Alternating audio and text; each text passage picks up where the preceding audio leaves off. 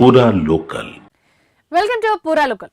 ఢిల్లీలోని red fort వద్ద జరిగిన కారు పేలుడుతో దేశం మొత్తం ఒక్కసారిగా ఉలిక్కిపడింది. దీనికి తోడు దేశంలో చాలా కాలం తర్వాత భారీ పేలుడు ఘటన చోటు చేసుకోవడంతో ప్రజలు కూడా ఒక్కసారిగా భయభ్రాంతులకు గురయ్యారు.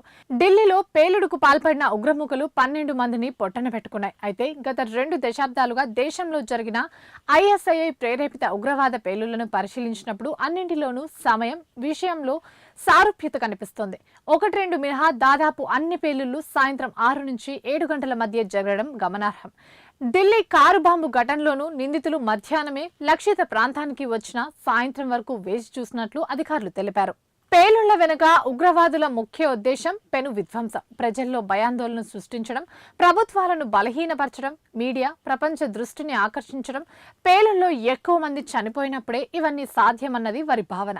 అందుకు అనుగుణంగా ఉండే సమయాన్ని వారు ఎంపిక చేసుకున్నారు. సాయంత్రం 6 నుంచి 7 గంటల మధ్య వారికి అనుకూల సమయం. ఈ వేళలో ఉద్యోగులు, విద్యార్థులు ఇళ్లకు బయలుదేరితే ఇళ్లలో ఉన్నవారు సరదాగా బయటకు వస్తుంటారు. దీంతో కూడళ్లు, మార్కెట్లు, మాల్స్ రద్దీగా ఉంటాయి. చీకటి పడుతూ ఉండటం వల్ల సీసీ కెమెరాల్లో సరిగ్గా కనిపించరు. ట్రాఫిక్ ఎక్కువగా ఉండటం వల్ల పోలీసులు వాహనాలు తనిఖీ చేయరు. అందుకే ఇలాంటి సమయంలోనే ఉగ్రముఖులు వారి ప్లాన్లను అమలు చేస్తున్నారు.